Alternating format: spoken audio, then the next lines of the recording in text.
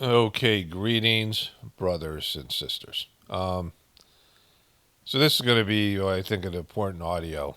It's like based on what I'm going to say, nothing's important, right?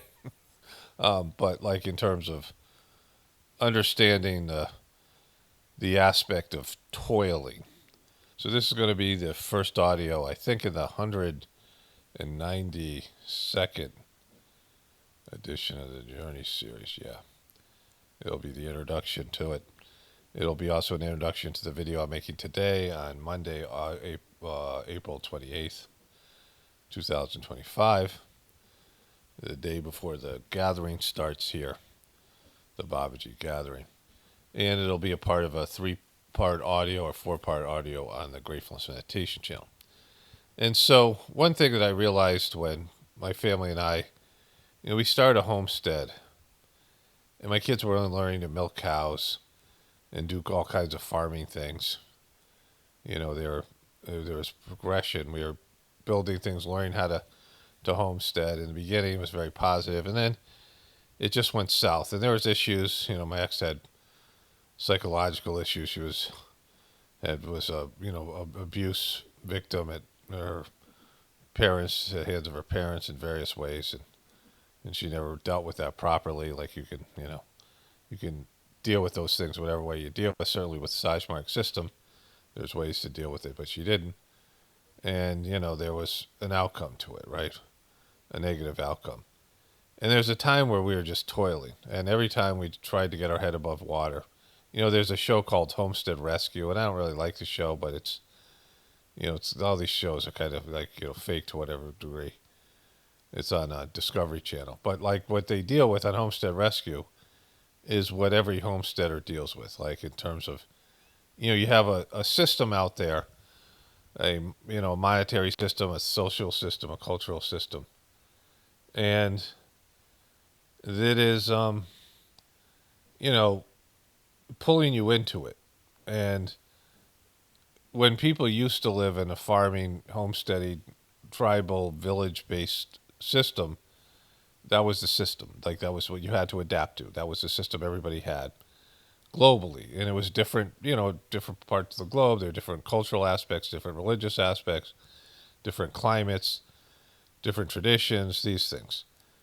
But it's what everybody had, like in some way or another. It was similar in that it was it was the same level of lifestyle. You had to you know obtain food. You had to make your clothing. You had to build houses, like things like this. You had to have these skills. There was no monetary system. The monetary system at some point came in various places, but no big cities and things like this for the most part. Until there were. Until then, we have now something different, right? And it's hard to go outside the system for whatever reason. It's like the nature fights back against it because you're trying to do something that everyone else is not doing. People living off the land, living off grid, these things. And at some point, you're just toiling, and you don't have enough money to do whatever because you need money, and that's not what you're doing. You're working to try to be self sufficient, and like people run out of money, which is one of the big things. But they don't have enough skill level, and then nature's it's like nature's just out to get you and things like this. Like you're just fighting nature, and you toil like it's this thing where you just think you're about to turn the corner, and the door sort of opens up for you, and then it's slammed in your face, and you're just toiling, right? Toiling is a where you're working to do something that you have no chance to achieve, right? There's that when RFK Jr., which we'll go back to him, he was talking about this when he ran for president. This guy, I think his name is Vesuvius. It's the guy who pushes the boulder up, this giant boulder up a hill every day and doesn't reach the top of the hill, and waking up and doing it the next day, like it's for all eternity, right? It's just this idea, this whatever, this almost like I want to say a god because like just failure, like just failure, and using that as a way to describe his presidential campaign, which is true. Just doing it to do it, like just doing it to fail, because it's the right thing to do, like this idea. But failure comes with very strong impressions. Like failure really stings. Like it's toiling really stings. in terms of like, if you toil now, you're going to toil next life. If you toil that life, you're going to toil, like if you commit suicide this life, you're going to tend to commit suicide in your next life. Like it's patterns of behavior, trying to break these cycles. And toiling is one of them. And so the lack of success is, a part of the human condition, not just for one person, but for many other people. And there's no more, bigger lack of success or pattern of behavior in terms of toiling than spiritual failure. This failure of spiritual movements to raise people up to a higher level. It's the biggest problem with the human race. That there'll be a higher developed soul coming. We have the Pope dying, the Pope's funeral, which was, this past, whatever, a couple days ago or whatever. And, what the fucking Catholic Church has become. And there's no more indication of toiling than that, right? So Jesus' life and what Jesus was and what Jesus suffered and what Jesus, success and failure is not accurately portrayed by the church. And there's stories that they've lifted from other, there's stuff to do with Horus and some of these other things. These other, traditions, whatever it is. They compare, the similar stories that have been lifted from other religious movements, spiritual movements. But in terms of Jesus' life, he started off whatever way he started off, right? The divine conception thing is not real. That didn't happen. And, he was, like basically a bastard child, with a single mom. And he had, in his spiritual essence, his soul, his past existences, his, whatever, subtle bodies, a tendency towards spirituality. He traveled to India. There's his lost years that they don't want to talk about. He took some, spiritual training from, some yogi there, came back to his homeland in Israel. And he could see that the religion was flawed, that the religion was not connecting people to God. Like he understood the eternal connection to God, right? And so he started to tell people about this. And some of them it appealed to, and he had a following, right? But with every spiritual tradition, especially when you're coming from the East Indian type culture, the Eastern cultures that are more, it's more embedded in their history, in their culture, and their even genetically, to a very materialistic, warlike people, white people in Europe and, these other countries that, there's a different orientation to life. It never really catches. It never really sticks. Like it's hard for people to understand or to get, right? Because you're raised in a certain way and you're programmed in a certain way. And this is passed on for generations, and it's in your genetics, it's in your, whatever it might be. And so, that's why you see a lot of this new age stuff that happens, that they take ancient stuff, ancient traditions, some of them good, some of them bad, and they materialize them, they monetize them into some other, watered down version of something that probably, was supposed to die out years ago. Like that's what happens with all these new age things. They take things that were, maybe good for the time or the period or the people, some kind of, spiritual practice or whatever it is. And then they dumb it down so they can make money off of it, and they make it about how you can receive material happiness if you do this practice, because these practices are real spiritual practices, have nothing to do with materiality at all. True spiritual practice is just about you connecting to the divinity within you. It's going to affect your life. You're going to do your job better. You're going to be a better husband or wife. If you do the things correctly, you're going to be more selfless. You're going to develop compassion and empathy. Like things will happen that are good for your material existence, at least in terms of making you a better person. But it isn't going to make your problems go away. It isn't going to make the things that you're suffering from that drive you to therapy or drive you to some new age thing. It's not going to help you. It might help you sleep and do some of these other things you're struggling with, but, for the most part, it's not going to make you rich and famous and, It's not going to satisfy your ego, certainly. And that's what Jesus was dealing with. So he, told these people things, and they liked what he was saying, and they, they were digging what he was saying. Some of them, majority of people probably dismissed him, and like it represents you changing, so that's a hard sell in general. But like he did his thing, and after a while, he started to get some people that followed him, and what happens to every person that does this, they start feeling themselves a little bit, like they start forgetting about God, and then they think about their people, and then they get into serving the people. They become more about the original approach to doing anything like a spiritual. When you come down with a spiritual mandate, like you're supposed to, like whatever Jesus was doing was his destiny, right?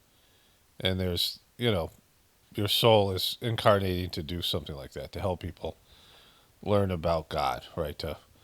To develop spiritual tendencies. And so what always happens is the person forgets their primary reason, which is to serve God, and they start serving the people. They think they're there to serve the people, and the people go south, like they always do. Like they dig it for a little bit, but then when they realize how tough it is to be a spiritual person, they realize that the commitment is, and they can't get rid of their spiritual, their material flaws and addictions and things. And they're like, well, this is too hard. Or they like the teachings, but they can't implement them into their lives. And they still make the same mistakes, and even maybe more so. The mistakes get enhanced by the power of that's being given through this person, this divine person. And like in Jesus's case, like so many cases, you start getting depressed. You start like instead of just doing God's work, whatever the results, do the work and leave the results to God, which is one of the best teachings in the Sajmark system. You don't think about the results. You don't think about what's happening with people. It's what saved me, in terms of anything that I do here. Because, the people will always tend towards the lower. Even the spiritual person themselves, the saint, everyone has these, these human flaws, right? And so, you do the work, and then, like, there's no sense of results, right? You don't think about the results.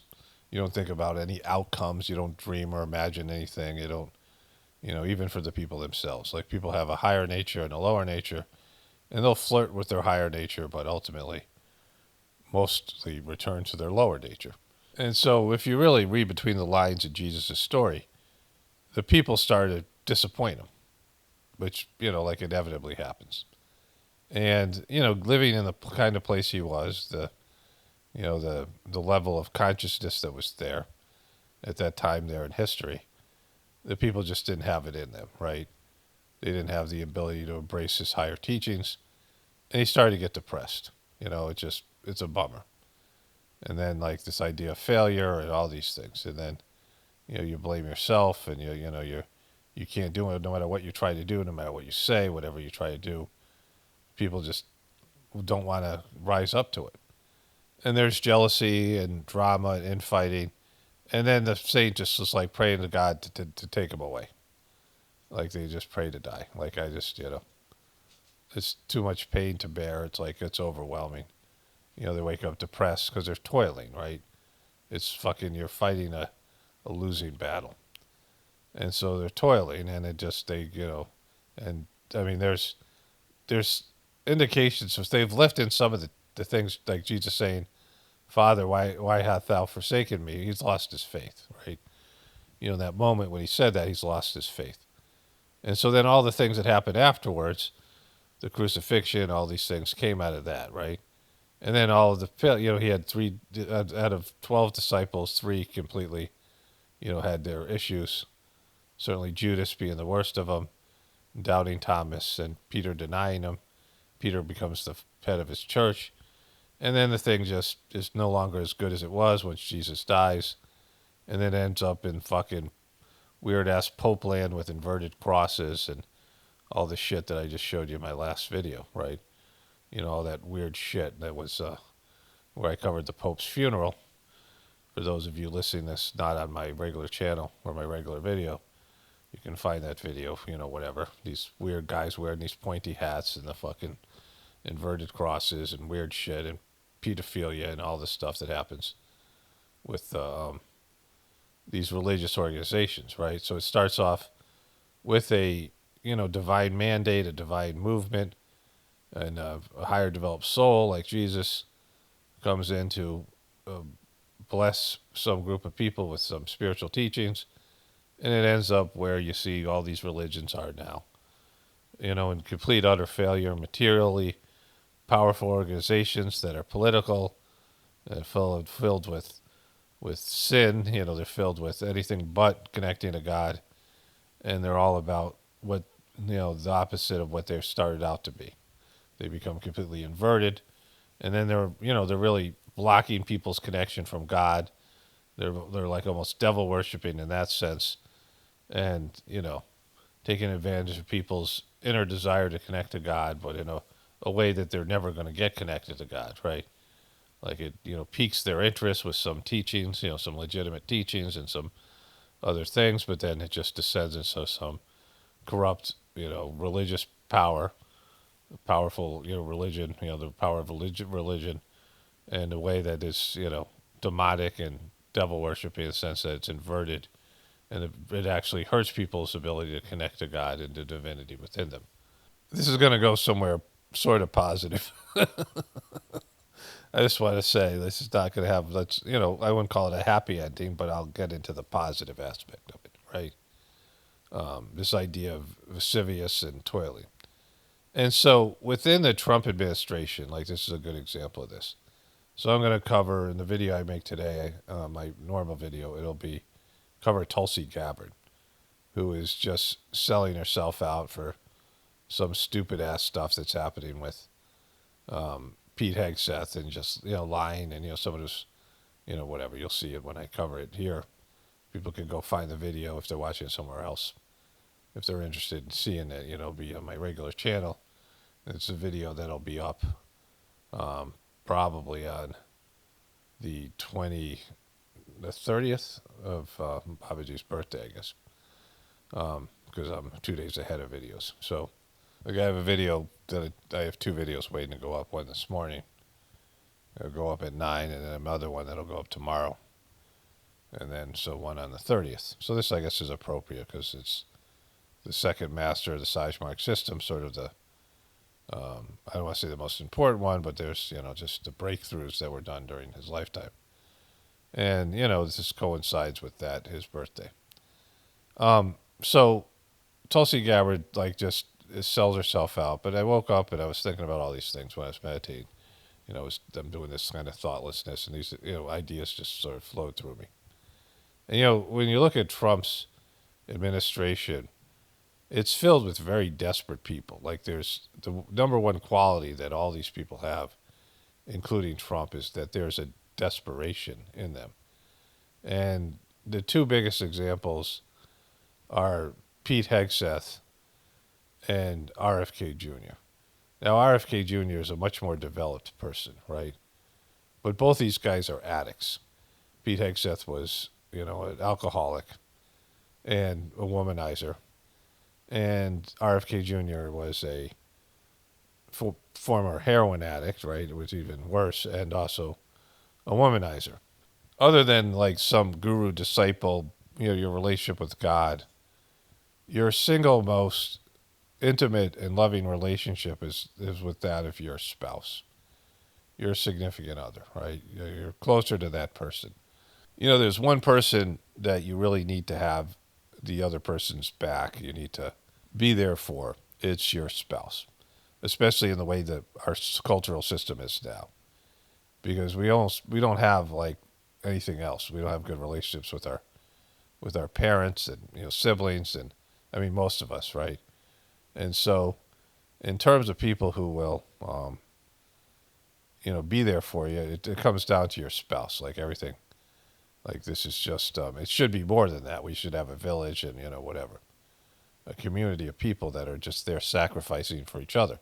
But we're also trained to be very selfish, to be all about ourselves. So, we have one relationship where, and then with your kids as well as, an extension of that. But you're supposed to be there for your spouse and your kids, right? And to be there for your kids, you have to be there for your spouse because the family has been decimated. And so if you don't have a good marriage, so the kids are getting next to nothing and want next to nothing because they're already not into their parents. They're being raised by video games and then, whatever's going on around them. And then when you have a shitty marriage on top of it, what little you would get as a family is now, the way the kids have to go through divorces and these things, right? And all the ways that our system sucks. So, you have this one person that you have to be there for. And so if you cheat on that one person, then who won't you cheat on? Like that's what you are. Like you're not trustworthy to anybody, right? Because you're not only cheating on your spouse, but you're cheating on your kids, and all these things, right? Not just cheating, like could be a number of ways that you just aren't there for the other person in the relationship, and it's kind of set up that way because you're told to be selfish and these things. So that's why people are alone, right? But then there are people who take it to another fucking level. Like they're just like there could be affairs or a one-off, like something like that, which is bad, but not as bad as what Pete Hegseth did. And what Pete Hegseth did was he, married three different women, two women, and had multiple kids.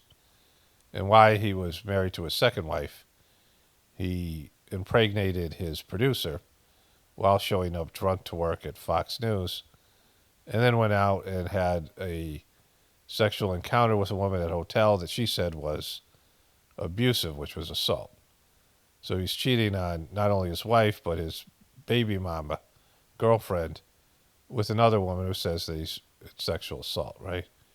And that was what this guy was presented as, a person with almost no experience to do a job that he was ill-equipped to do. And he said that all that shit, when his mom wrote this letter about what a piece of shit he was, right? She wrote this letter to him and sent it to his ex-wife, because like he was a piece of shit, right? And so, he's a fucked up person with addictive problems, right? And then you had RFK Jr., who was a former heroin addict, which is pretty bad. And then, he had affairs on one of his wife, 32 of them, extramarital affairs. And he documented them in a diary, which his ex-wife found when then she committed suicide, right? And there's a desperation in the Kennedy family. Now, if you listen to RFK Jr., he's well developed, much more mature, much more, there's much more inside of him than there is with Pete Hegseth, who's just a lightweight, the person that Trump would usually call a lightweight, certainly if he was a Biden person. That's how Trump would view him. But, if you're a Trumper, it doesn't matter because anything that, as long as you love Trump, he wipes that away because Trump has his own desperation, right? Trump, 3 wives, cheating on him with like prostitutes and porn stars and really seedy shit, just a weird relationship with these girls and the beauty contest that he bought for, to access like a Harvey Weinstein kind of thing. Just a gross, fat, weird, just hedonistic, low-life piece of shit Trump is, right? And so, of course, he's going to have these people because he has these same tendencies. But RFK Jr., cheated on his wife, documented it, she read it, and then kills herself.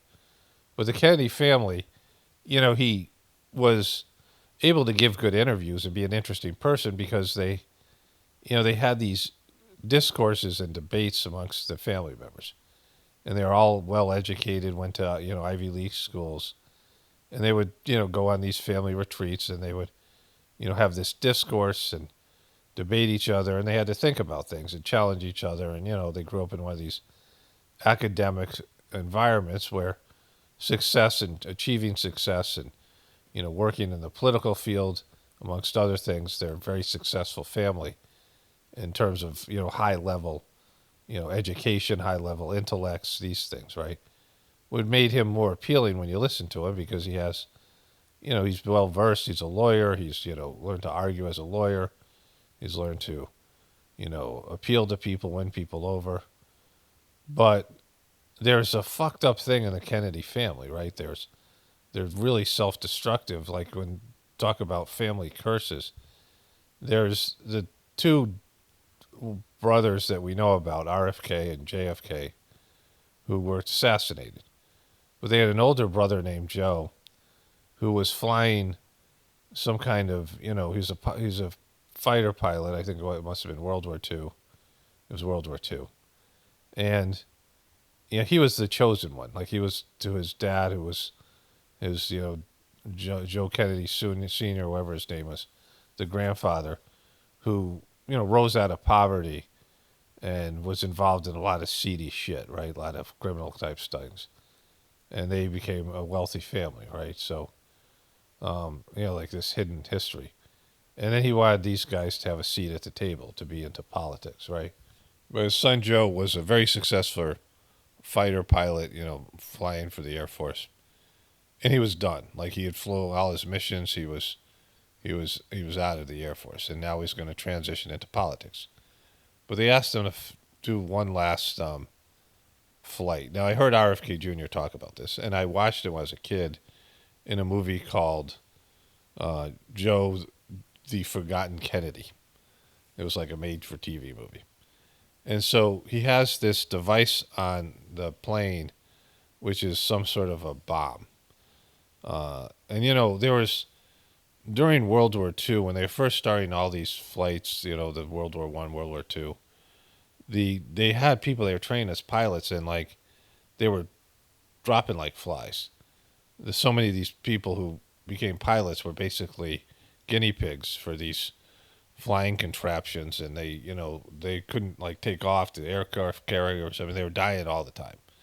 Like they just, it was a very low success rate. They were not even dying in war, like dying because the plane shit the bed, and like they, this kind of thing. But he's got this device on this bomb on the plane. He's flying it from, I think, America to Europe, whatever it is. Like Kennedy tells the story, and somebody accidentally, it's a remote control device, does something that activates the bomb, and the bomb blows up over the ocean, and he dies. Right when he was just, he was already out of the military, and it was unnecessary operation. Like there's things that they make a big deal about, but we know that America won the war, and like it was unnecessary for him to be in that thing, doing that thing, some just stupidity. And then, of course, there was one tragedy after another, the assassinations of the Kennedys. His John Kennedy Jr. dying in a plane crash. All these things that happened.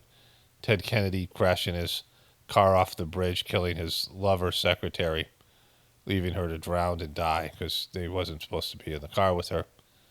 And these things, that scandal that kept Ted Kennedy from, who was really a deviant. You heard him talk, was just, these guys had their compulsions. They all had weird sexual addictions.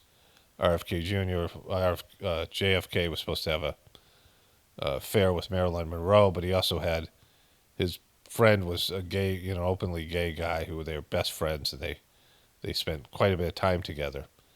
And they would wear the same bathing suits, like they would match their outfits, which, there's a lot to indicate that he was, this guy was his gay lover. And, things like this. They had a lot of stuff, a lot of self-destructive things, and they were just toiling, right? They had, breeding, and they had financial success, and they had political success, but they were all tragically flawed. And whatever they did to, have these situations, it's a family curse, and you can just see it. And the family turning on RFK, his sister, and these people writing an op-ed before the election, backing Joe Biden over their relative, these things, right? Just just an icky whatever. And then of course the stuff what I said with Pete Hegseth, who's like in a job that's way over his head. But Trump's people are all like this, right? They're all desperate.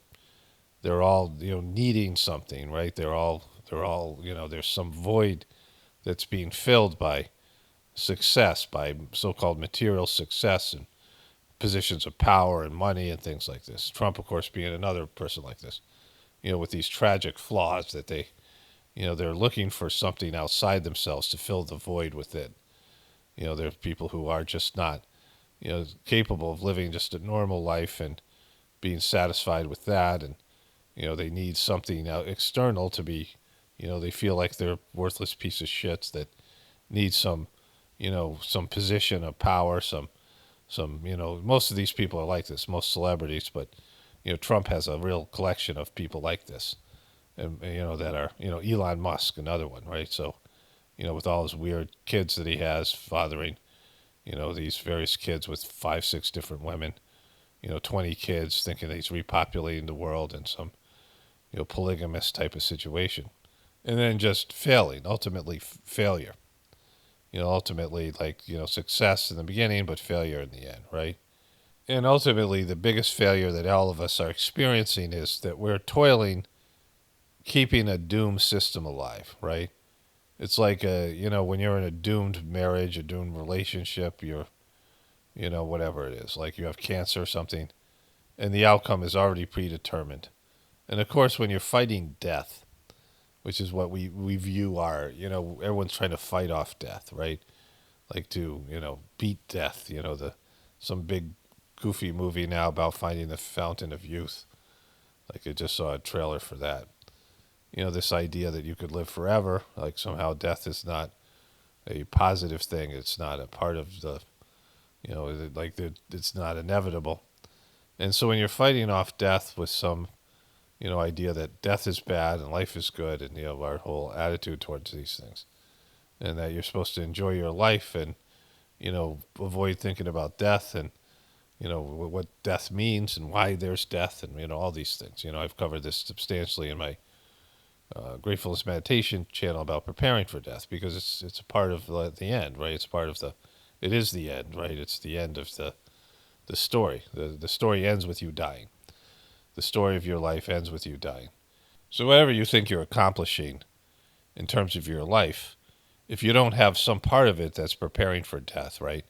Like you have if you look at your life as being a scripted, a set of events and works that you're supposed to do. You have a talent, a skill you're supposed to contribute to the divine community of people, right? You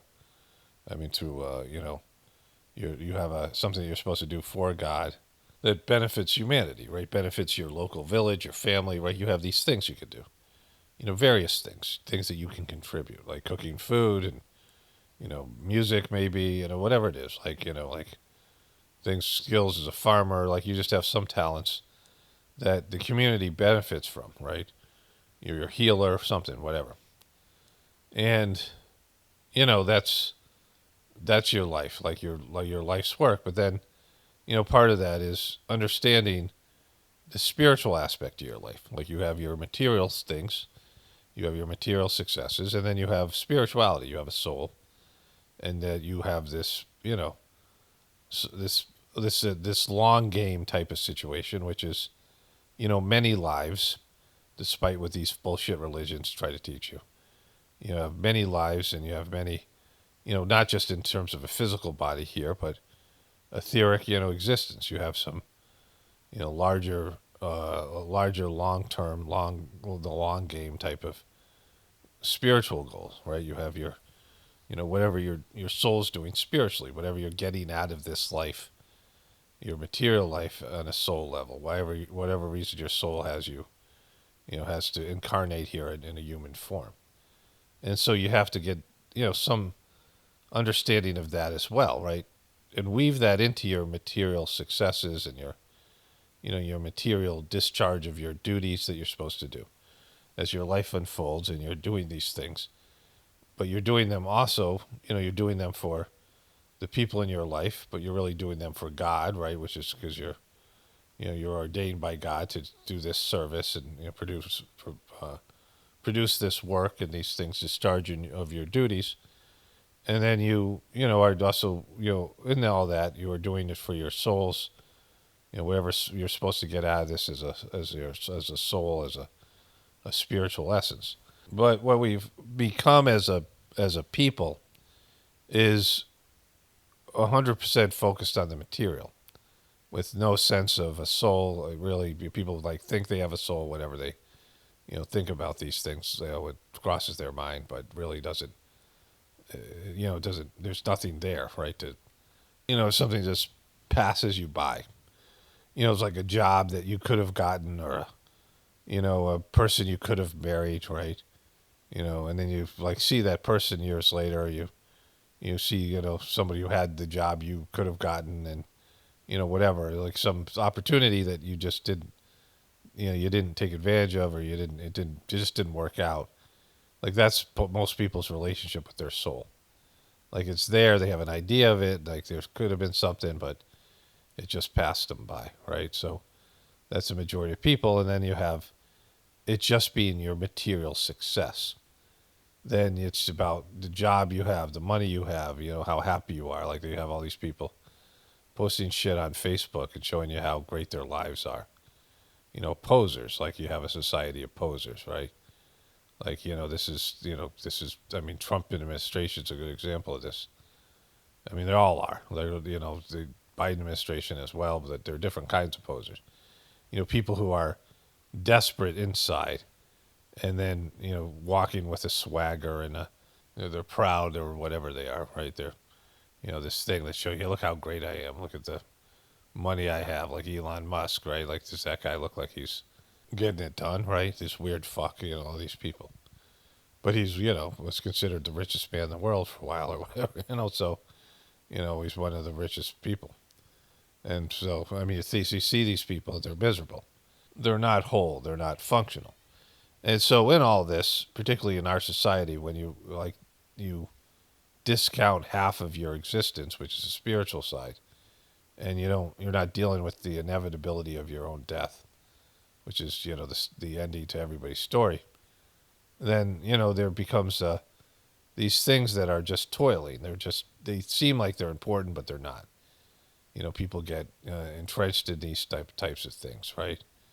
And it's centered around the no, the idea of being selfish. Doing things for oneself instead of working for a greater good, right? Participating, sacrificing your own needs for the betterment of certainly for God and God's work, and then the betterment of the world, right? Sacrificing your own whatever it might be, your own desires and your own things that you want to do, your own selfish the things that are that would satisfy you in a sense or whatever it might be for the greater good, like doing your duty in a sense. And this is when the Kali Yuga came in, the at the end of the Mahabharata, this was the end of Dharma. Dharma means duty, where people used to do things out of a sense of duty, a sense of self-sacrifice. And that age ended, and it became about like, what's in it for me, right?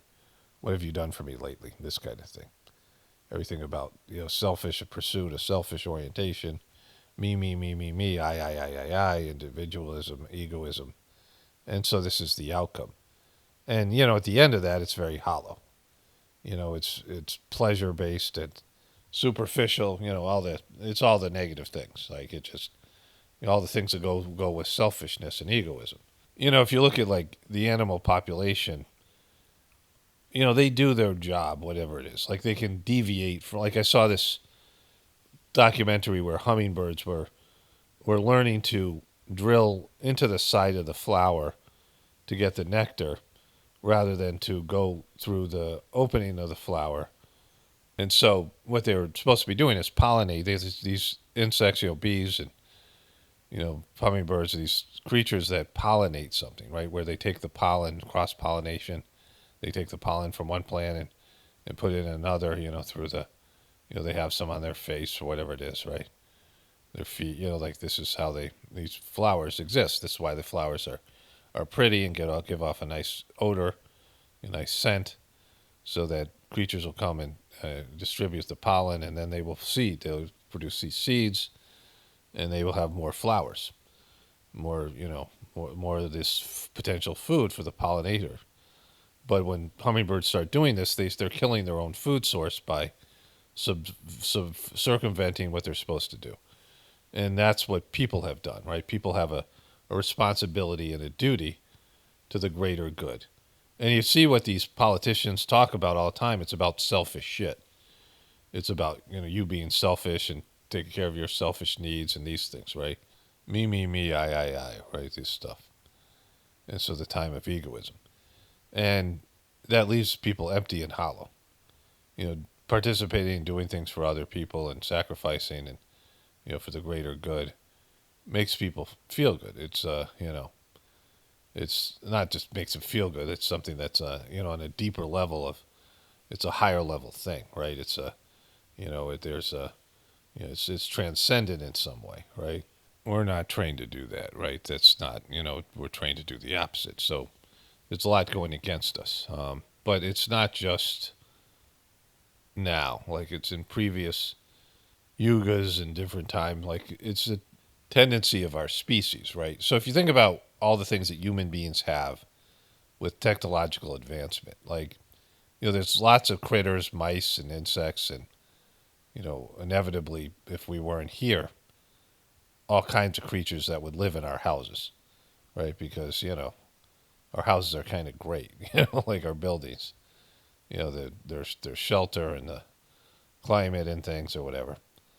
I mean, people pay all kinds of money for pest control or whatever to keep animals from termites, whatever it might be, from wrecking your house, for invading your house, right? But you think of all the different things that we have in terms of technology, and then you think about how we use those things, right? In terms of indulgence and, oftentimes some deviant type of thing. Like we have the internet, we have computers, which is, I mean, think about the amount of information and knowledge we're able to exchange, the information that's out there, the things that people have done in terms of studying the natural world. People know so much about plants and trees and animals and environment and water and, all of the ocean and all the things that, this vast planet, and documenting and understanding what's happening with all the creatures and things around us. And almost none of that, people don't give a shit about most of that, right? Like it's about gossip and negativity and like fucking people expressing remedial opinions based on poor intellectual training and critical thinking skills, and, just putting out bullshit, making up fucking lies, and just, either, embellishing things and, doing whatever, doing this fake posing and pretending you're something you're not in terms of your social media platforms and just all the bullshit that's out there, right? 1/3 of the internet, at least before, I haven't, this is years ago when I first started to talk about this, it might even be more now, is pornography, like sexual pornography. There's a lot of different types of pornography. But when we're talking about pornography, we're talking about something that starts off degraded, something that's seedy, something that's gross, the loveless interaction between two strangers having sex to be filmed, right? Like it's it starts off like it's like a lowbrow, gross type of thing, and it gets worse. Like it doesn't go to a higher level, right? It doesn't go to some, when you start off with anything that's, demonic in nature in terms of its, it excludes God, right? It's just like with weapons. Like, you start off with primitive weapons and they just get more and more brutal. Like they get more and more carnage, like more and more destructive. You start off with, a rock, throwing a rock at somebody, and then it ends up being in the nuclear weapons. Like it goes through this progression and it just escalates and it gets grosser and worse and, harsher in these things. Like all that's, with all these different things. It starts off as a lower developed thing and then gets worse. Like it, starts off as, low level pornography, maybe like something like a Playboy magazine, whatever it is, something like that, softcore porn, something. And then it ends up in snuff films or whatever, so worse than that, right? And so, this is how all these things go. The degradation into something that's worse than, like it just goes from, instead of starting off at something that's like a, um, wherever it is, whenever anything begins at some level and then goes higher, like it goes to a higher level, like it's more refined, right? You start off, and there's lots of things like there's music, there's sports, there's things that where there's some, evolution where things get better and more, a higher level of artistry, right? But most of the things are the opposite of that. They start off degraded and they go down from there. Addictions are like that, right? You have your gateway drugs. Anything that's addictive is like that. It's the thing that lures you in, the pleasurable aspect of the thing that lures you in. And then you start off doing something that's, not so bad. And then as it goes from there, it gets to worse and worse. Crime, anything like that. You start off, with misdemeanors and then you end up as a murderer, right? So, like all these things go into these gateway drugs, they, things that are like of a lower nature, they start off bad and they go from bad to worse, right? So, just want to eat breakfast, but I want to get to the positive part about this. Still a little bit more to go here, but this is just the nature of human beings. A tendency to go towards the lower, like flirting with the higher, interested in the higher, but then like saying, well, that's just not for me. And, people do this just in terms of religion, never mind spirituality. People get into doing the religion and they, they read their books, they, whatever it is, depending on the religion, they understand it, they start to practice it, and it's like, oh, it's too hard or whatever. And maybe they, they don't give up on it, but they lose interest, to whatever extent. I mean, they don't out and out quit, but they just aren't into it as much.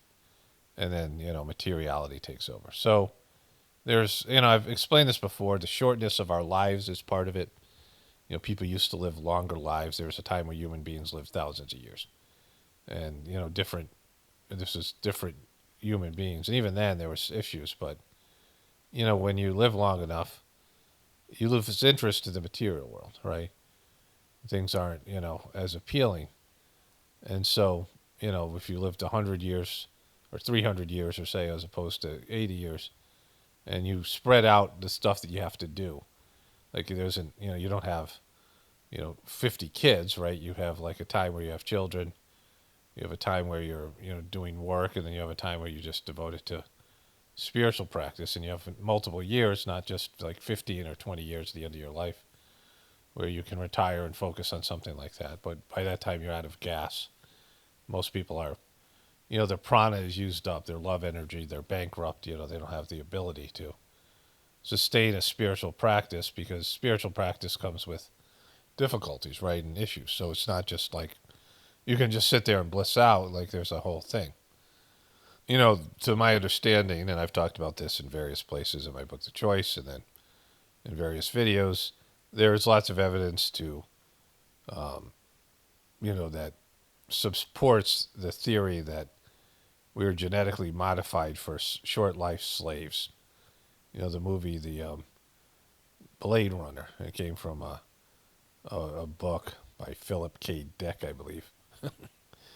The first Blade Runner, they made clones that were superior workers and had superior abilities, but they only lived 4 years or something like that, right? Short-lived, human beings that would live a short period of time. Their lifespan would be, if you're going to make a slave population, having them have a shorter lifespan, where they wouldn't be able to, work their way out of the, figure out a way out of their situation. And so, like, there seems to be, there's just this evidence of that, like a sloppy genetic mutation to make slaves from a planet where the beings that are coming here aren't from here, and then, whatever else has happened. And so, what you have then is some higher developed tendencies in junk DNA form, being designed for short-term work and short-term whatever it is, like it might be military things or, some sort of, labor, physical labor, whatever the slave population that we are now, that lives much shorter lives was designed for.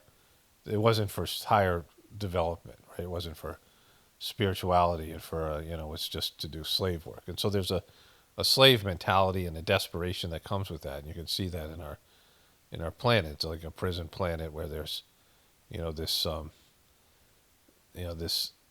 this issue with our existence, and something that's being withheld from us by the powers that be.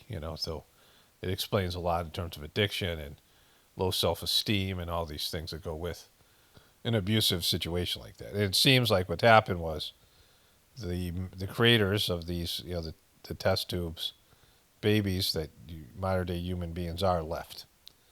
The planet abandoned it to, you know, the slave population that they created for whatever reason, without any direction and, some higher developed tendencies, but, no real natural purpose, and, not something that came about naturally, which when everything is manipulated in some way, there's issues. And there are certainly issues in terms of genetically, biologically, in terms of illnesses and deviant tendencies and the rest of it, right? So whatever that story is, but there's a lot more that would go into something like that, just a framework of my understanding of it. But there's things that happen because of that. You throw an accelerated rise of technology in terms of our technological development has risen quite quickly in a way that seems artificial, reverse engineering, whatever it is, into a species of people, a species of creatures that don't have the capacity and the discipline and the wisdom to deal with that technology correctly. And so that's where we are now, right? As a species, like it's doomed to failure because we're given things that we're not ready prepared for. It's like giving a 5-year-old kid a machine gun or something, right? It's like something that's going to end in disaster.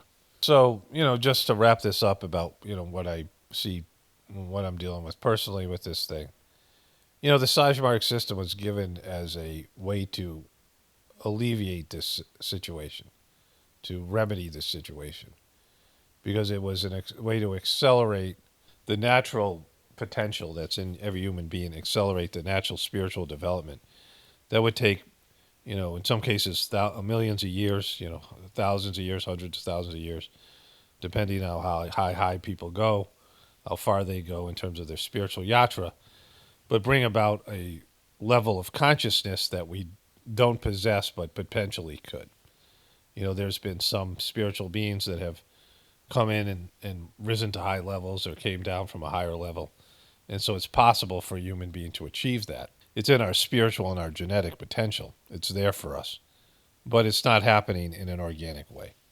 And if it did, it would take so long that, we'll have wiped ourselves out by then. So a need for advanced acceleration that's given in the transmission and cleaning in the Sajmark system. But people reject it. It's been documented over and over again that you can raise people up to a higher level. They can work for it themselves. And, it takes for very few people, and it doesn't stick for everybody at first. There's a falling and then having to redo it and these things. And even, some people, it's like the tendencies have to be there in a future existence. Like if you achieve something and you fall, there at least the pathway back to that achievement. In most cases, it becomes easier the second time around, the third time around, right? So, given multiple lives and the quick turnaround in terms of our, 70, 80-year lives, that we can embrace this thing eventually, right? Because there's some level of a downward tendency, a spiritual gravity in the human condition.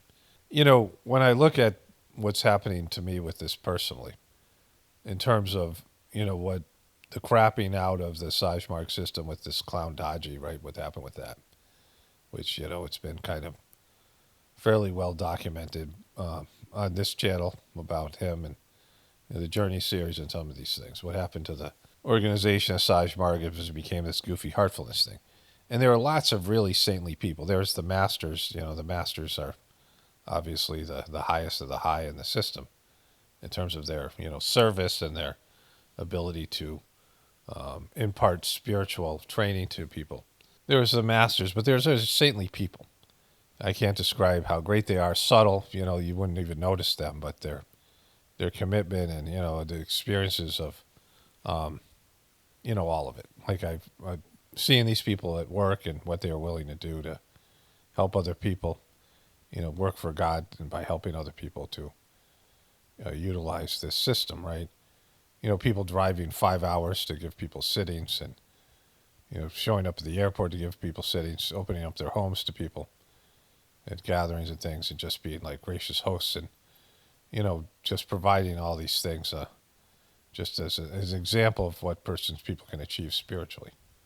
And there are people who were void, had some kind of void inside of them, and they needed positions of power and some egotistical fulfillment. These things, which is always the case, and those people always are a bummer and bring things down. But the system still provided for everybody the services that were necessary, and I, amongst many other people, benefited from it. We became better people, right?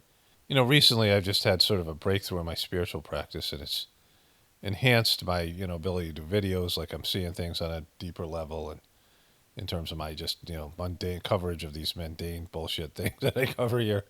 And then also the spiritual stuff. I've gone to a higher level, which is, again, as long as you're moving forward, it's important. Like it's, the goal is there, and the ultimate achievement of God realization, where you're merged back into the source, liberation, which is freedom from the earthly bondage. But then there's just moving forward from wherever you are. And if people are moving forward spiritually, that's all you can ask. Like that's the problem, is people, it starts for a little bit and then they give up, or they do it for a little bit and then they regress. And so like anything else, and then you have to get back on the horse, but people just don't. They lose interest in it. But even if there's some positive movement, something that's just like you can pick it up in your next life or whatever it might be. But unfortunately, most people have no interest in it at all because of everything that I've stated here in the earlier parts of the video. And then with this guy Dodgy crapping out in the organization, it was a real bummer for me. All the things. Like it's just the same old fucking story. This is all the things I talked about: spiritual organizations, saintly people. The saints themselves lose faith. They lose, they just get disconnected from God. They break off their connection from God. Their egos take over, and the people themselves drain the shit out of them, and they just, turn on them, whatever they do. Like, this is just what happens. And so, this is a big spiritual gathering that's going to start tomorrow. This video will be up on the Wednesday, so it's going to start on Tuesday. And, it's going to be a big deal. Like, I can just feel like it's going to be profound. For me, I'm just, I've been doing this stuff with my level of my meditation ability just got enhanced, like into a totally different level. And so it's going to affect the preceptor work I do and the gratefulness meditation stuff and all of it. And yet, viewership is down, like substantially so on my channel. Like just, I'm in the 2000s now. I mean, 4,000 or 5,000, it should be going the other direction, but it's not. And so there's that. I'm sort of just, I'm not bummed by it, but it's just it's an energy drain. Like I hadn't looked at it in a while, and then when I looked at it, I'm like, oh wow, the viewership's gone down for whatever reason. And then, less and less people are doing the gratefulness meditation. And so, it's like a losing battle. It's toiling, right? I just, if I looked at those things as being the barometer of success or failure, it'd be a real bummer. And thankfully for me, I don't dwell on those things because, I just do what I have to do and am grateful for whatever the outcome is because, more doesn't mean better. And so, like it's more, we all think about more, more. Can I have more, please? More. But, more is just more. It doesn't indicate success. It doesn't indicate quality. It doesn't indicate anything. It just means greater number, a greater number of people, greater amount of money, greater whatever it is. And the more you get, the more you're responsible for. So there's that element. But on a larger scale, what's good about the size mark system in terms of success, it's not limited to this life, right? You have whatever positive direction you're going, hopefully, whatever attainment you have spiritually, and then you come back better prepared in the next existence. Less of the grossness, less of the spiritual burden that inhibit your spiritual growth, and more of the, tendencies and some of the things that were, like if you have a spiritual point that was open and then it closes down or you fall from that, it's easier to open up again a second time. You've already had some of this work done. You've gone through it before. And so if there's failure, you can redo it. And so it's one of these things with, there's long-term success in terms of, multiple life excursion and into an adventure, a journey that you have some, whenever you've had a past life where you've done something, it's easier to do it in a future life, right? You have, you're coming in with something that you've already, have some experience with. Like it's always better to have experience than not, unless it's bad experience, unless it's, experience failing and doing the wrong thing. But in terms of, opening things up and moving forward, it's just like if you're playing a video game. It might take several lives to accomplish a certain level, and then you can, retain that experience, that success.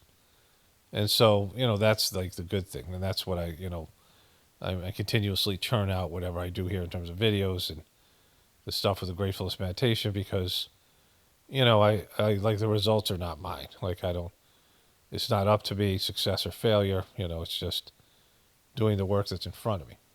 All right, I'm starting to fade out a little bit here, but it's a good way to look at things. The work is yours, the success, the results are God's, right? You do the work and leave the results to God. Okay, so this guy looks like he's the Godfather, right?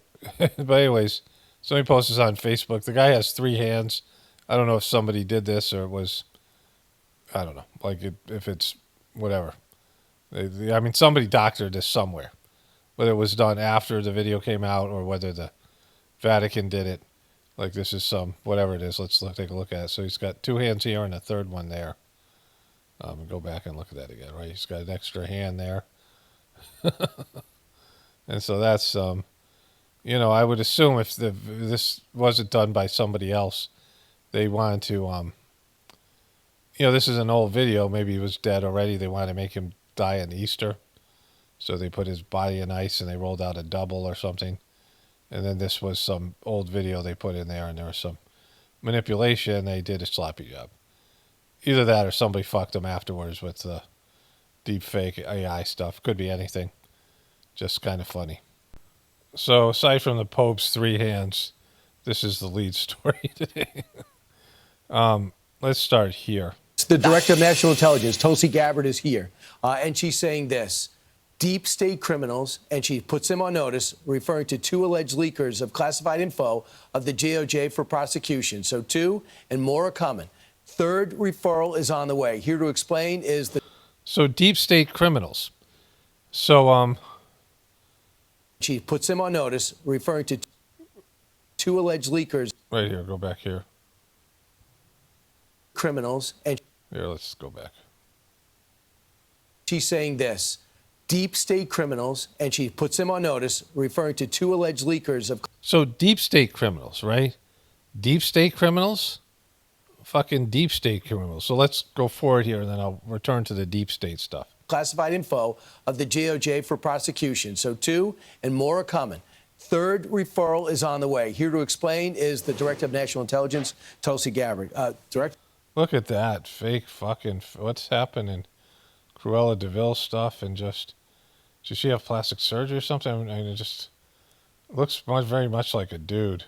Great to see you in person. Good to see you, Brian. So I read about this. You indicated to me this was happening.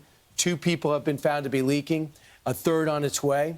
Can you give me the nature of the leaks and how you discovered it?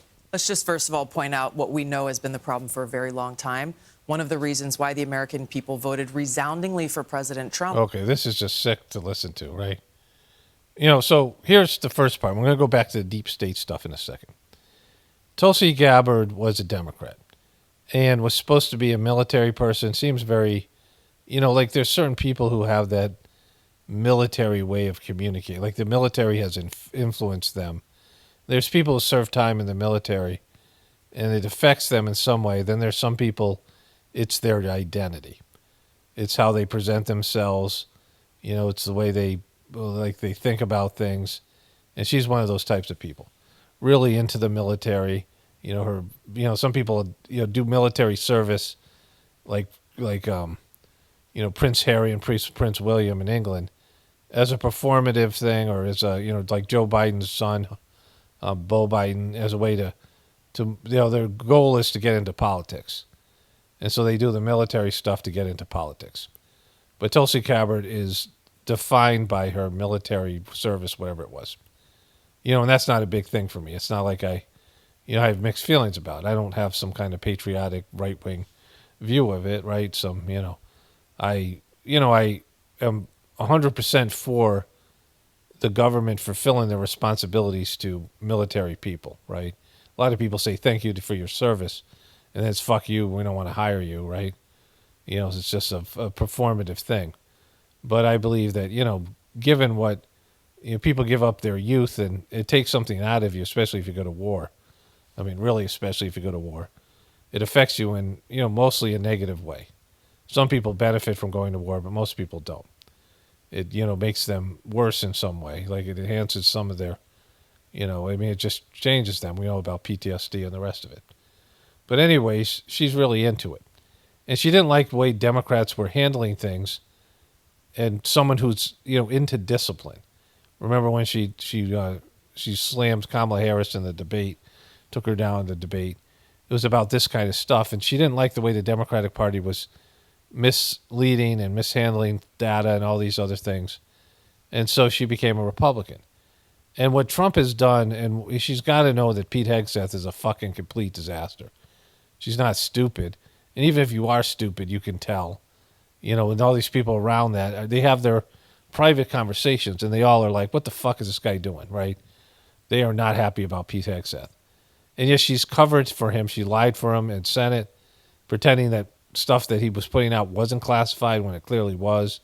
Like, she was upset by all the leak of information that was going to be part of her big thing that when she was head of director of national intelligence. But now she's got a cover for this guy because she sold her soul to Trump, right?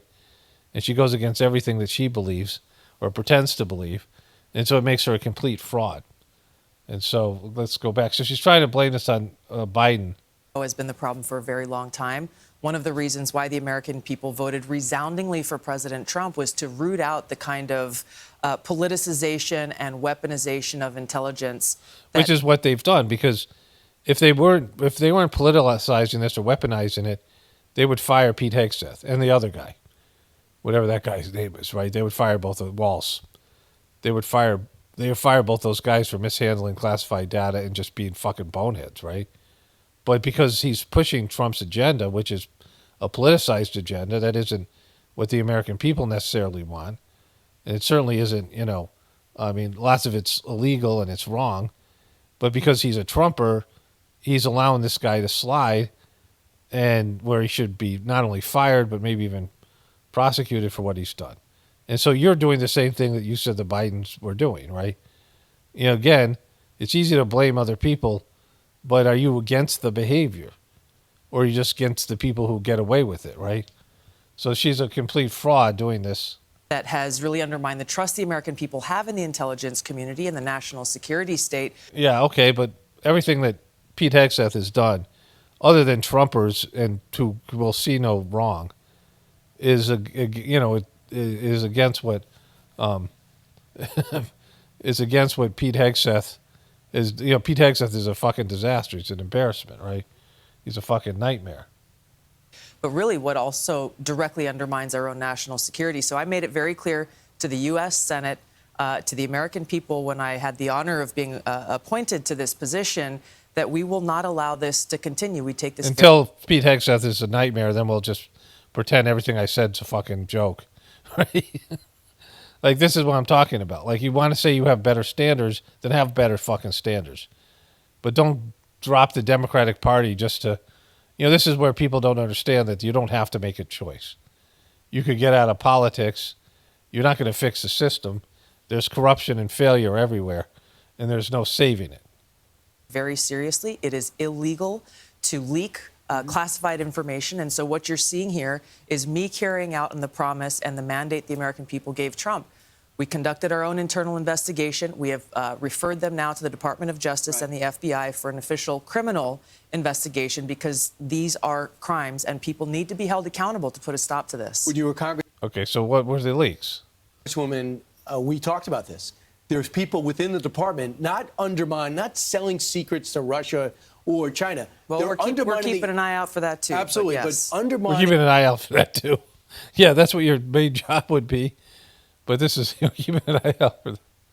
We're keeping an eye out for that too. Absolutely, but, yes. but undermining the policy of the administration, the first administration, working against you at the CIA, working against you. Now you're finding this out. So you found people who seem motivated to undermine the president. Yeah, when we look at the examples that I've seen just in the short time that I've been in this position, what they consist of is essentially very selective leaks to their friends in the propaganda media that twist and manipulate intelligence directly to undermine the president's policies and his aggressive work to keep the American people safe. So I would assume this is to do with Pete Hegseth, right? Like, so they're getting, now it's all about leaks. So this came out of Pete Hegseth's thing. Now, Pete Hegseth's leaks are his people, and he fired people for it, and they're investigating this. So they haven't said what this is about. Maybe they will later on in this thing. I haven't watched all of it. But they haven't really talked about who these people are and what they leaked. But it isn't national security secrets, like Pete Hegseth putting out information on Signal, which you're going to get back in. They're definitely going to talk about Signal here. And so there are people who are undermining Pete Hegseth because they're whistleblowers and they're vindictive because, they had a bad, interactions with him, whatever it is. But they're people, they're Republican people. These aren't Joe Biden people that leak shit. And it's embarrassing to Trump and Pete Hegseth, but it should be out there because he's mishandling national security. And he put in a private line, a line that shouldn't be there, to his computer in a secure area where they shouldn't have such things. It's, you don't have your cell phones and you don't have access to the internet. But they put Signal on his computer because it made it easier for him to post shit to loved ones and family and team huddle and bullshit like that, right? And she should be going after that. So it's not independent. They're only going after Biden people or people that undermine the Trump administration. Well, that's everything she just said she's trying to avoid, right? And so, it's so bad. The hypocrisy here. Does that third person know that you're zeroing in on them? I don't know if they know, but these are the first 3 investigations. We are referring to the Department of Justice. There are more that we are continuing to, investigations we're continuing internally. Can you give me the nature of what they did, and will we know their names? I can't get into detail now because of the criminal investigations that the FBI will be conducting. But in each one of these examples, I can tell you we know that the intent, based on the result that we've seen through their leaks to the Washington Post, and the New York Times, and other outlets, Huffington Post and others, has been directly to undermine President Trump and the work that he's doing. Okay, so these are people who are not happy with the fucking incompetence that Trump is, or they're just vindictive Biden people, or these are the guys that leak the stuff about Hegseth, which are their Hegseth people. And it's not as bad as what Hegseth did, which is, have an insecure Signal on a public app, and they're going to get into Signal thing in a second. And so these aren't deep state people, right? So let's go to this right here. So Tulsi Gabbard reposted this.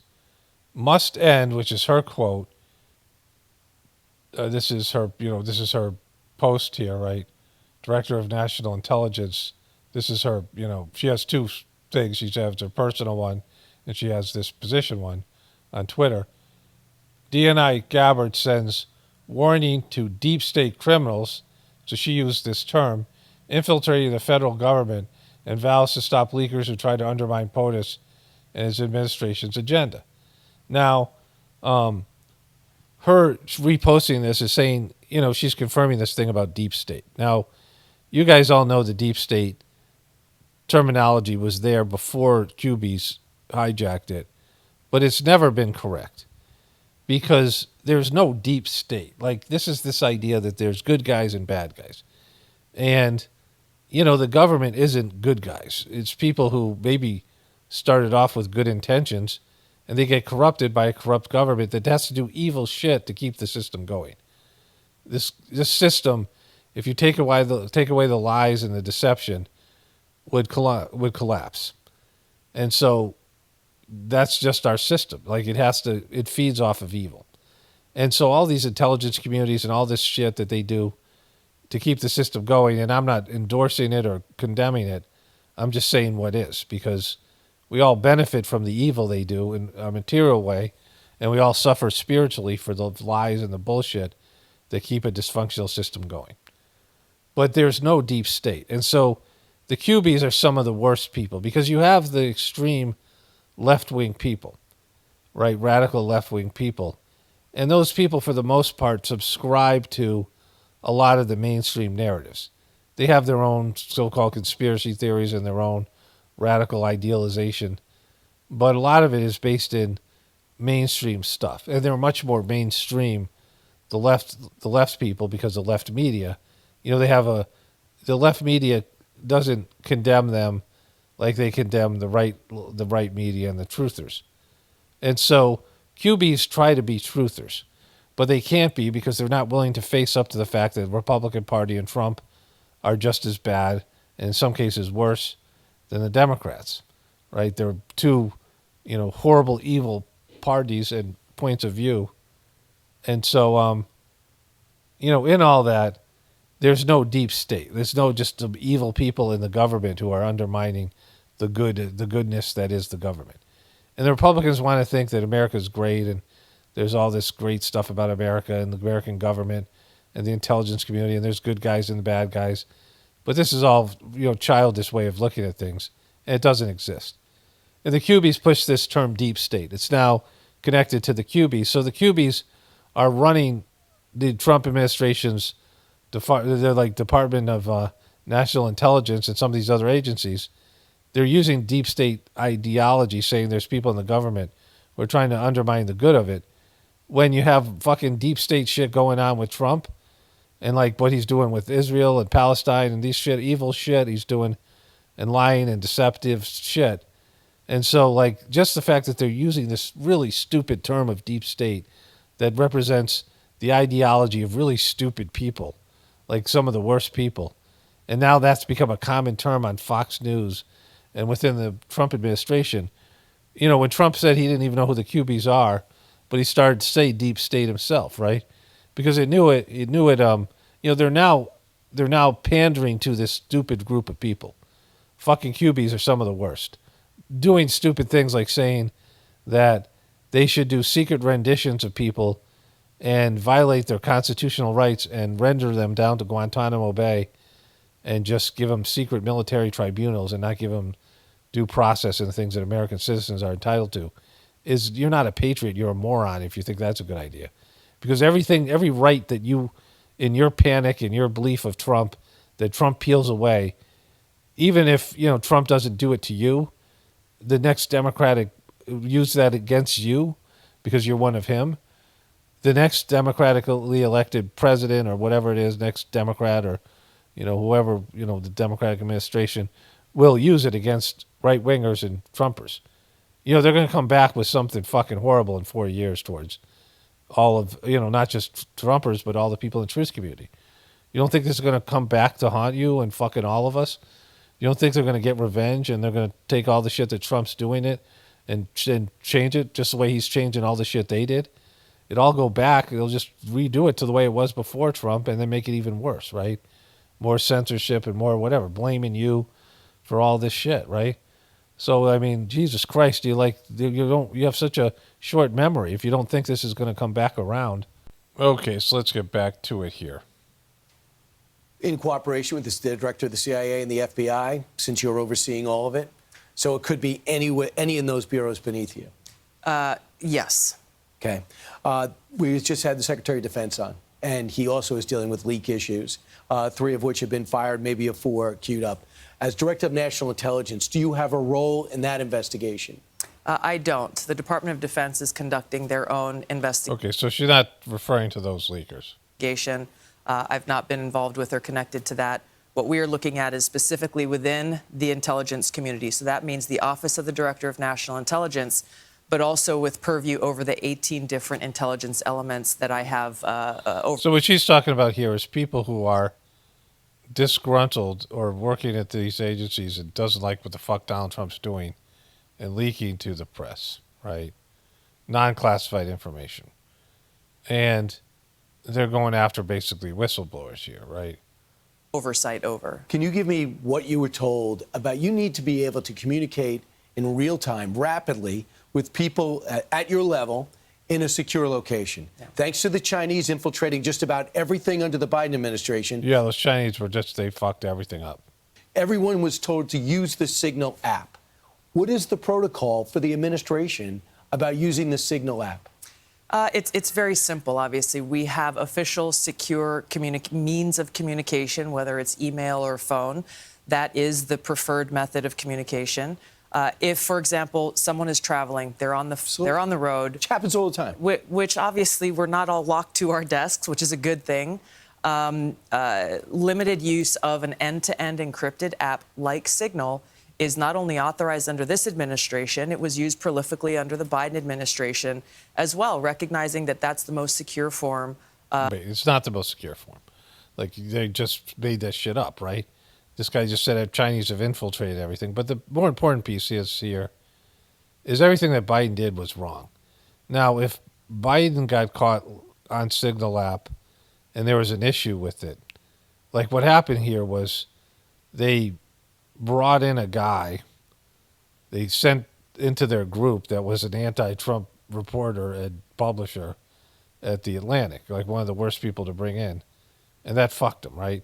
Had Biden done something that stupid, or his people did, Trump would be talking about that incessantly, right? So this is where, I say this all the time. If you're against a behavior, you're against it in all forms.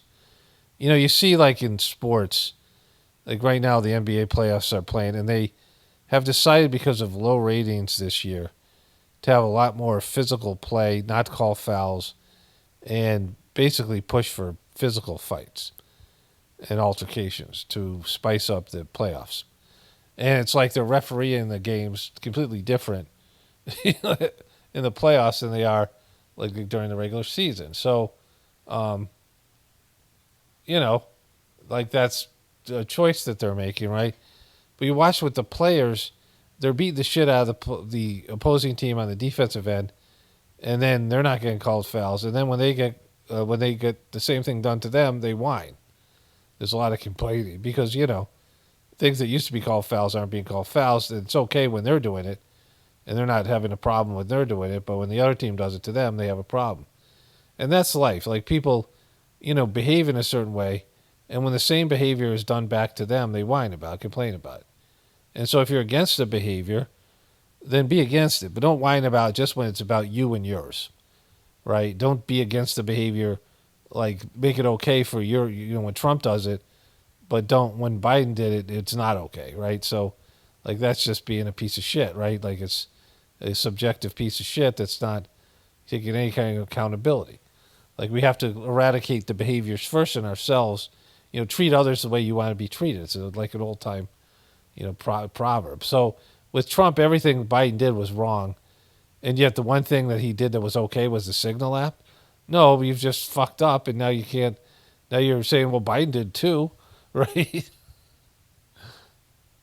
Under the Biden administration as well, recognizing that that's the most secure form of communication, but not using it to communicate classified information, of course. Was Jake Sullivan and former Secretary of State Anthony Blinken, were they communicating that way? I have been told by people who have firsthand experience they communicated prolifically and in great detail using the Signal app. So which is interesting because the Democrats on the committee and people who've been talking about this have never questioned or acknowledged that fact, even though we know that they know. Yeah. Yeah, but they did leak out war plans to reporters and shit like that, right? So that's like, they didn't have the fuck up that you got. Your guy fucked up. Your boy fucked up, right? it's important for people to point out that there's very few options because the Chinese have penetrated into almost every It's just practical. every major we have to be communications able device. to communicate, and You could make your own app. Like, you guys with all the fucking billions of dollars, you guys can't produce a fucking secure app that's just for you, and it would only be given to people who have classified levels of, I mean, just fucking stupid shit, right? Like, it just shows how far she's willing to compromise herself, like all these people, for power, and ignore things that they complain about, fundamental things to who they are as a person. Like, they're just, this is why America's crumbling, because people just don't have, they have zero standards for themselves. They have high standards for everybody else, zero standards for themselves. Okay, Make America Great Again, gold version. So this happened. Better than me. So, can I ask, did you have a reaction to Virginia Guthrie suicide in Australia? Well, it's a very sad situation, the whole thing. It's very sad, very sad. Your pal, your really good friend, Jeffrey Epstein, that you said was a great guy. Remember? The whole situation is very sad, her and others. And so certainly that's a Was it sad for Jeffrey as well? horrible thing. Horrible. One more on Zelensky. The last meeting. Okay, so, what's he going to say? So Steph Curry did what Kawhi Leonard did here. No, Plezzy's way better. Sorry.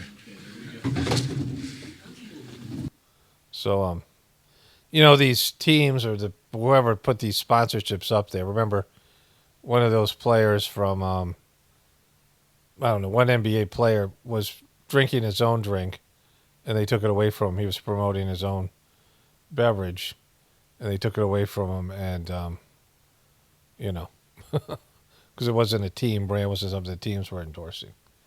But, the Gatorade is just filled with bad shit, and there's plenty of good electrolyte drinks out there, or you could just get powder, right? There's things out there that kids could be using and to have some salt in it. Basically, it's like, I don't know, what they claim is the healthy stuff in Gatorade, but it's the fact that it's, it's blue and that, looks like antifreeze, the sort of yellowish, greenish color, right? So the food coloring and all these other things, and it doesn't have to be that way. Like, we live in a time where you can make things healthy, especially if you're going to charge those kind of prices for it. Okay, so it's a beautiful day out there, and I want to get a bunch of work done, and it's beautiful spring day, and my throat's a little bit sore, so I'm going to wrap this one up here. I just want to say, one more thing about the whole thing with Trump and Tulsi Gabbard and the rest of these things, right? And so, in a binary system, the system that we have in place is a power and control system. The Democrats and the Republicans are a power and control system, the liberals and the conservatives. They make these groups with enough diversity in terms of, the different kinds of people that you can sort of identify, oh, this is what my group believes, right? They have enough of a big tent where they can include, 60 to 70% of the people can identify more with one group than the other. And if they don't particularly love their group, then they might hate they hate the other group, right? So it's either they love their group or they hate the other group or both. And, it's a way to get people to self-select their oppressors. And before, there wasn't so much of a difference where you had people who would flip-flop from group to group, from Dems to Republicans and these things over the years or whatever, and people who were independent, who were in between. And, it was enough for most people to keep them happy. But now there's just outright division. And so people think that there's good guys and bad guys. Now it's, one side is the good guys in a very extreme way. Like in a very, the evil guys are really fucking evil. Like they're evil, deep state, satanic, demonic, this stuff, right? And, it's, why would they give you a real choice between good and evil? Like, why would they make it between good and evil? Why would they put one group that's the evil group and the other one's the good group? Like, why would they do that? Right? They just wouldn't. Like, what they do is they change the defining terms. So you think you're defining your own personality in the parameters of your decision and what you think is good and evil, but they're defining the terms of what Democrats think are evil, liberal people, and they're pushing you in these two directions. They're pushing you to either be a Democrat and a liberal. You know, they have pockets of Democrats living in some areas, Republicans in others, right? And they're pushing you to one group or another by having extremists like Marjorie Taylor Greene and AOC and Bernie Sanders and all these other people, Laura Bobart, whatever her name is, Melissa Bobart, you know, whatever their name is, right? Debbie Dingle.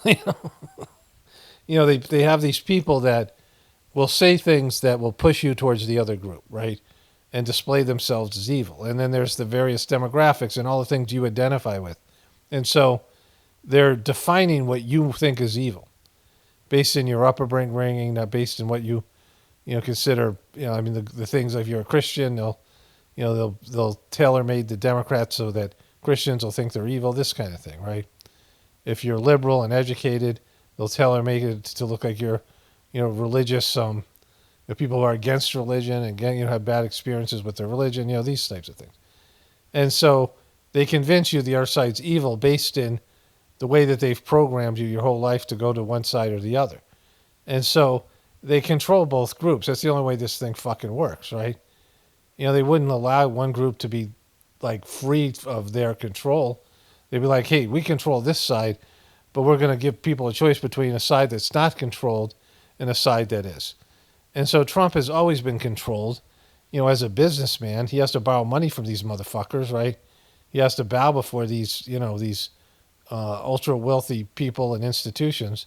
And he's very clear about it. You can see who his masters are: Israel, the banks, Wall Street, right? These are the people that are his master. The Democrats have their own masters, their own, handlers. But he has handlers, and they're not. His side isn't better than the left, no matter how bad a job you think Joe Biden did. Then you're pushed to even on social media, to a certain group of people that are telling you, this is a very jaded, one-sided story. And oftentimes there's disinformation which gets repeated over and over again. And it's just to pull you apart. Like, they're not going to give you a choice. The choice is there to make you feel like I did vote, so I guess this is, on me or us, Like, you did this to yourselves, right? You chose this. But it's never something where, even if it's not out and out just rigged, it's fucking rigged, because they can make you do whatever they want you to do, what they want you to do. They can change the media stories. They can rearrange any number of things that'll make you do one thing or another. In some of these other countries, the smaller countries in Europe, they have, more than two parties. And these countries don't have as much power, and there's not as many people, and they're more easily controlled, right? And so these, just like local governments and state governments, there's a little bit more of a choice. But as soon as you're making big-time decisions, as soon as you're a big-time celebrity or a big-time athlete or any of these number of things where you have position of sway over the people, if you're an influencer, they're going to find a way to handle you or control you or get rid of you, right? Either cancel you, erase you, kill you, whatever it might be. Once you make it big enough to where you could have an effect on the people, this is why they killed Jesus, for example, or any number of saints, when people come around and they get a level of power that could wreck their game, wreck their whatever they're doing, their scams. And so this is how, the control system works. But beyond that, people have to be given power by divinity. And we just live in a time right now where sociopaths are rewarded, and that's just a temporary situation. As soon as that changes, everything else changes along with it. And so, either the system is just going to keep on going forever or not. It doesn't really matter. There's some things that are maybe personal to you, but there's no, big thing that the politics itself is going to change. They're not going to save a system that's inevitably going to die from its death, and you're not going to wreck the system either, because the system is, beyond politicians, right? It's within a global economy and all these other aspects of it. What Trump is doing is taking down a system they want taken down. That's what's happening. Like I said at the beginning, they didn't put Trump in there to save America. They didn't allow Trump to get elected so they could make America great again. It's just fucking silly, right? Anyways, let me wrap this one up here. Only spirituality will save this world. It's Paul Romano, definitely reporting from the Apocalypse and the Ascension. Everyone have a blessed day and be grateful.